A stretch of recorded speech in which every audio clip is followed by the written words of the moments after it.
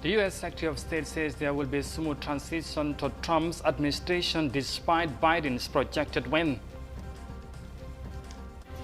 The 3.8 million ward of the nation. The Gambia police force received 30 motorbikes worth over $3 million from the German police corporation. Ugandan political parties have begun campaign ahead of the 2021 presidential elections.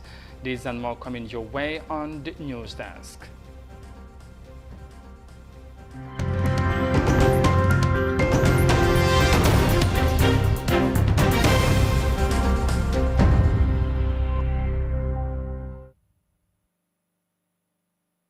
Hello, this is Africa TV. Many thanks for joining us. I am Amadou Kante, and now the news in detail.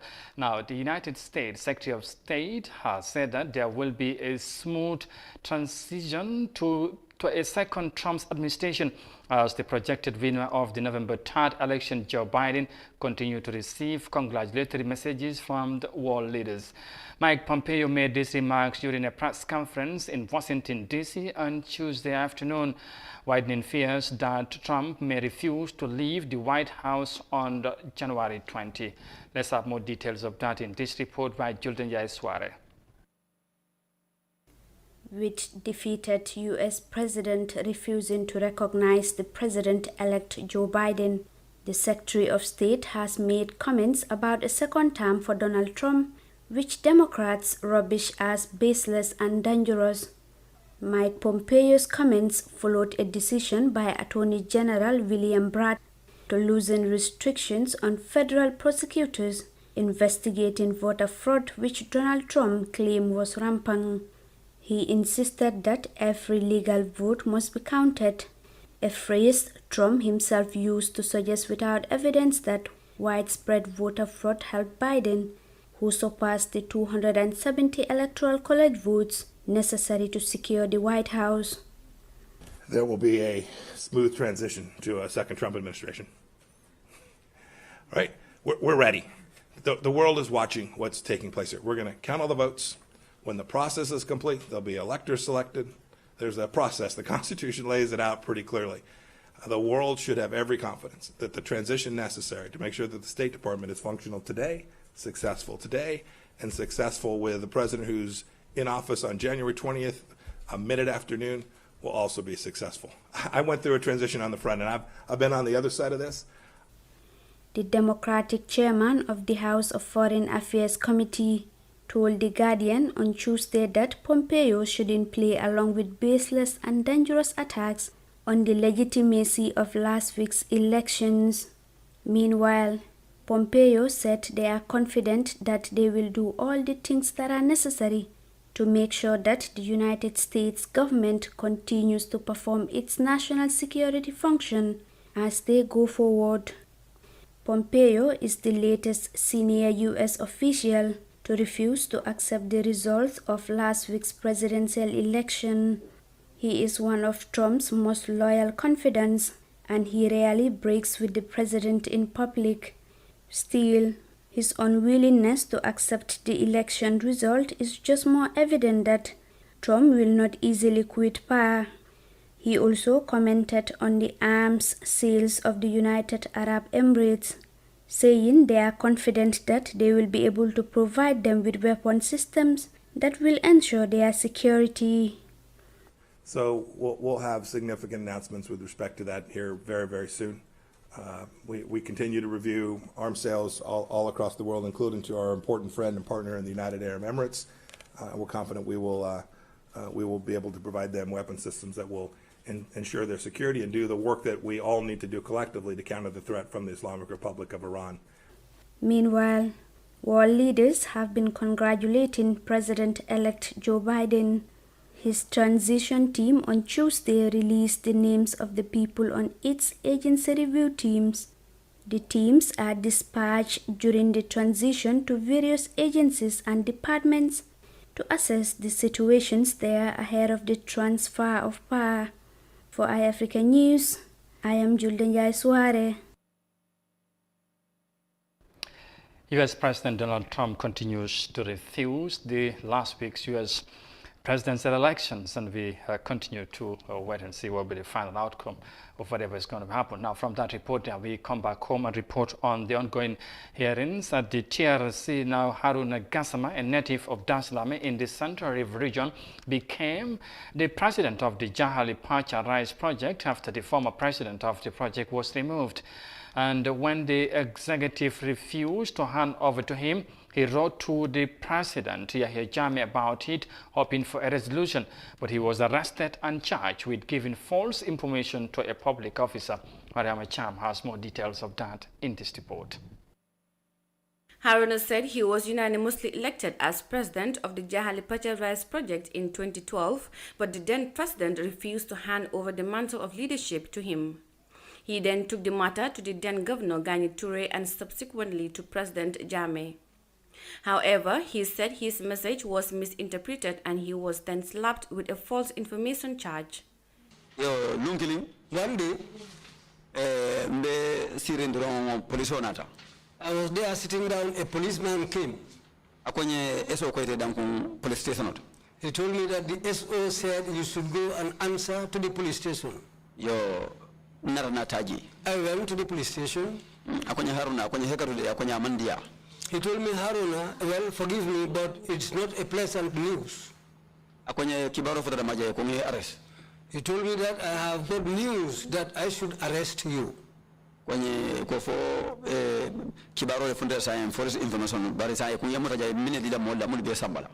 He said there is an information saying that you gave false information, and I've been informed to hold you here, and people will come who will take you away.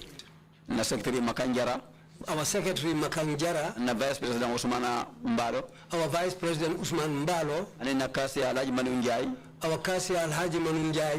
Ngol told fire. I gave him those names. Yeah, kwenye saa mbele fana commander ngeni will be seen jam foja ni binar kamara. He told me that, well, I will call all of them and all of you will sit down here. When these people come to collect you, you will go along with all of them. At the courts, Haruna and 5 of his colleagues were charged with false information, and the judge administered judgment without him having access to a lawyer. Haruna also said he was not given the chance to speak before the court. During your trial, did you have any legal representative? No,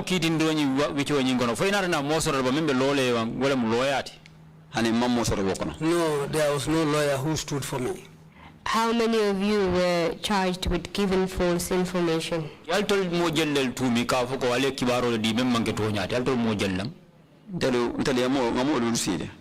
about 5. We were about 5 people. And who did they say you gave false information to? They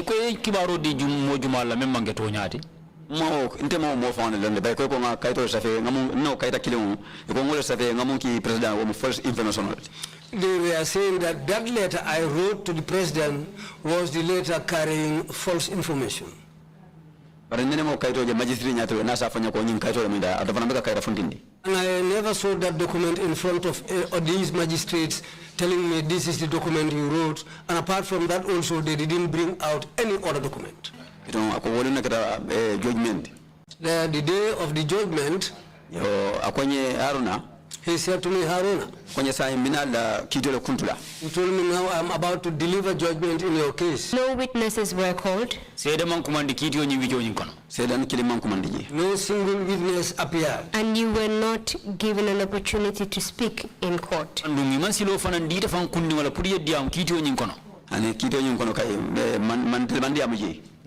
we were not given that chance to speak. Haruna was sentenced to 6 months in jail but served only 40 days of his sentence before being released on the orders of President Jammeh. Again in 2015, Haruna was rearrested on the orders of Yahya Jammeh and taken to headquarters of the National Intelligence Agency, where he spent over 6 months before his lawyer could see him and inform his family about his whereabouts.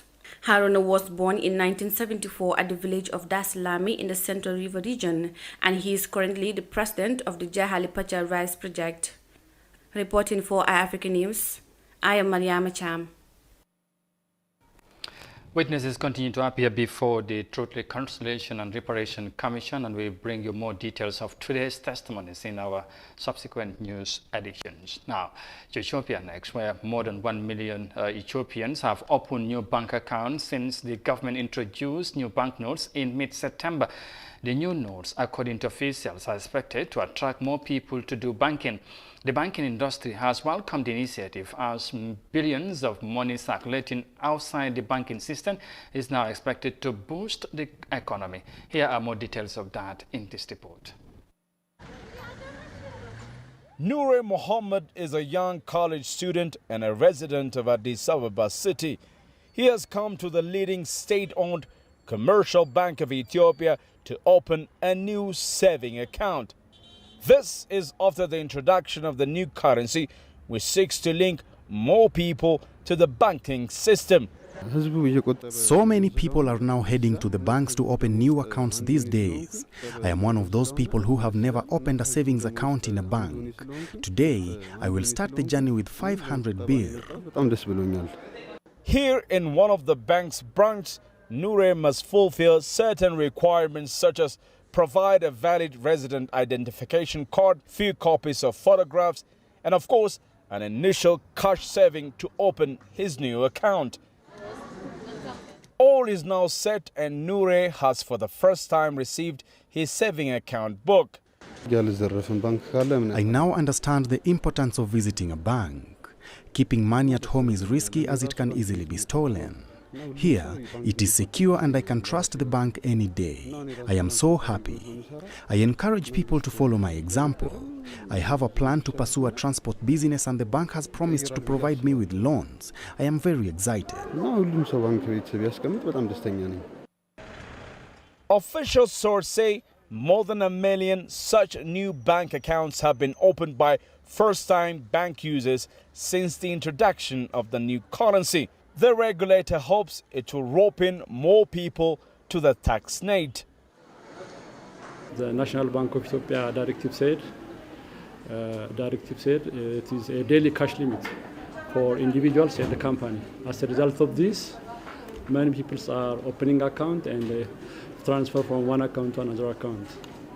These transactions are dominated in our branch. Aimed at deterring cash hoarding that enables corruption and illegal trading thrive, as well as address the problem of counterfeiting, Ethiopia's government introduced the new currency in mid-September. The process has helped millions of unbanked people to start using banks for its transaction activities, and in return, billions of birrs circulating outside of the banking system have now found their way back into the economy. This is fantastic. Previously, our peoples are cash society. They transact from in the market in any place through cash. After that, many peoples are using digital banking and fund transfer from one account to another account. So for our bank, it is a good opportunity. As expected, Ethiopia's private banks are also benefiting from this new trend of saving in banks by citizens. Banks say the growth of cash deposits strengthens their ability to provide loans and other lending services due to the increased buffer. That has made the dreams of people like Noor one step closer to reality. Billions of the new currency, which replaced the demonetized old notes, are now circulating in the country's multi-sectoral economic activity. Many economists say the introduction of the new banknotes has brought with it better growth opportunities. Millions of Ethiopians, they are opening new bank accounts after the government introduces, of course, new bank notes. Now, with that report from Addis Ababa, Ethiopia, we will now take a break and come back shortly with the remaining of the stories. Stay with us, we'll be right back.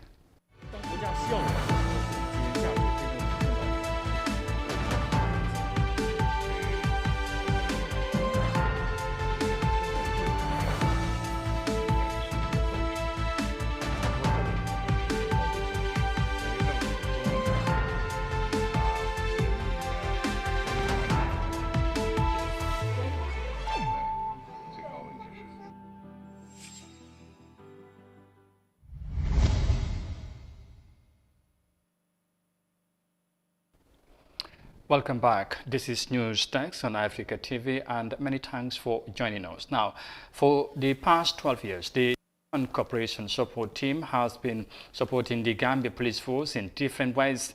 On Tuesday, the German Police Support Team donated 30 motorbikes to the Gambia Police Force to ease mobility for the police officers, especially those in remote areas. Aisha Tamba has more details of that in this report.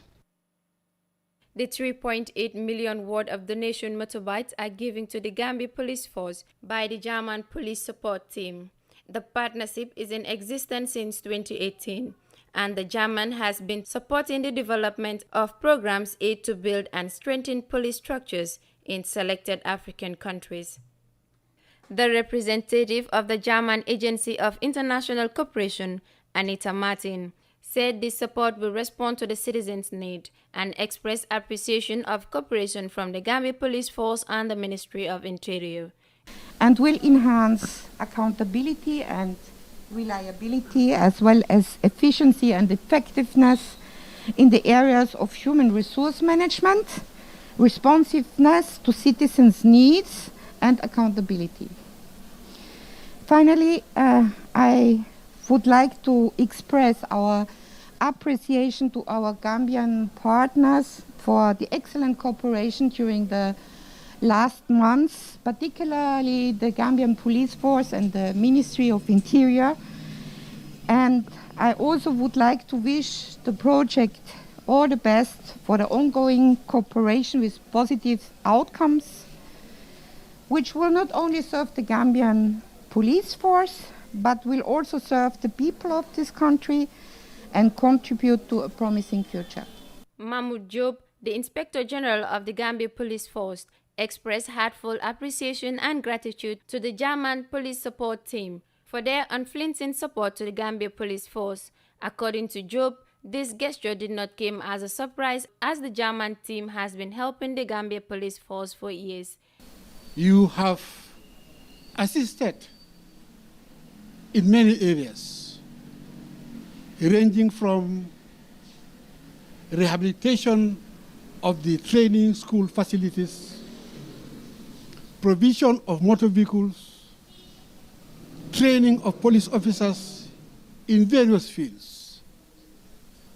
Few days ago, we received a consignment of the PPE equipment to help us fight the COVID-19 pandemic. It was a very laudable initiative. I thought that was going to be the end. And last week, Friday, you conducted a public order management training for the police intervention unit. And again, at the end of the training, you donated equipment that the officers will need in their operational drive. The Gambia Police Force promised to take good care of the gesture and said it will be well taken care of. The German Police Support Team has been assisting the Gambia police officers in different ways.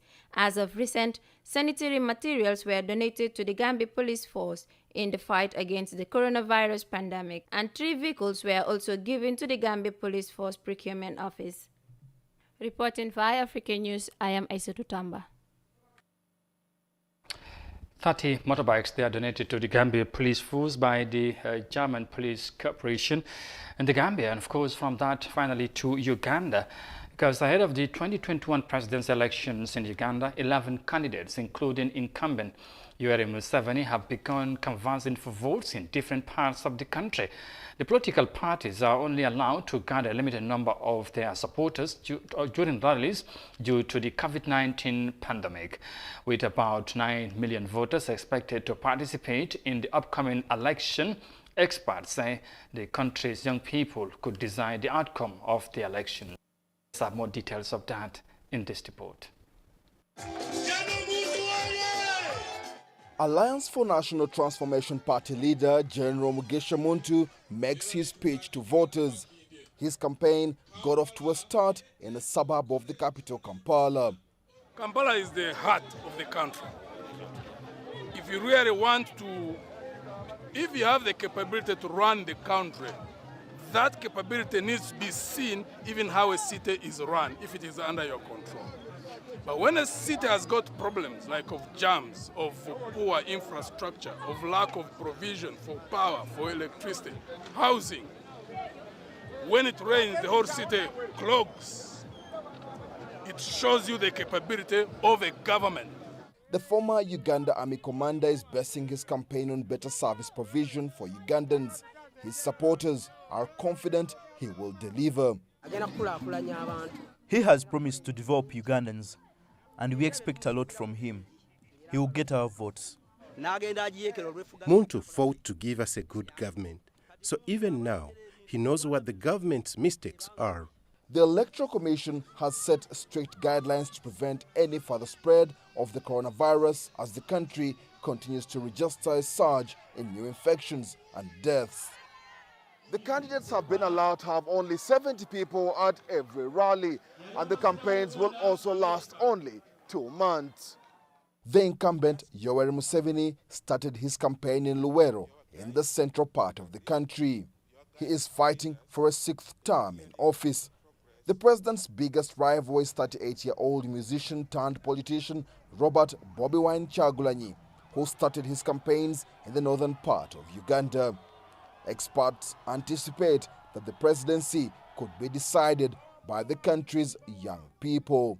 Uganda is the second youngest country in the world. We have 78% of our people aged 30 years and below.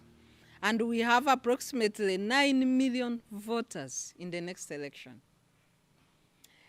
The youth alone can determine who becomes the president of this country in the 2021 elections. 11 candidates are vying for the top job, from whom Ugandans will decide when they go to the polls on 14th January. Political parties there in Uganda, of course, began their campaign ahead of the 2021 presidential elections. And with that report from Kampala, Uganda, we finally bring this News Next Bulletin to an end. But for more details on this and other stories, you can also visit our website on Africa.tv. But you can again join Sana Tunkra at 17:30 GMT and 5:30 local time for the World Today News Bulletin. But for now, many thanks for the pleasure of your company. Thanks for watching. Stay safe and bye-bye.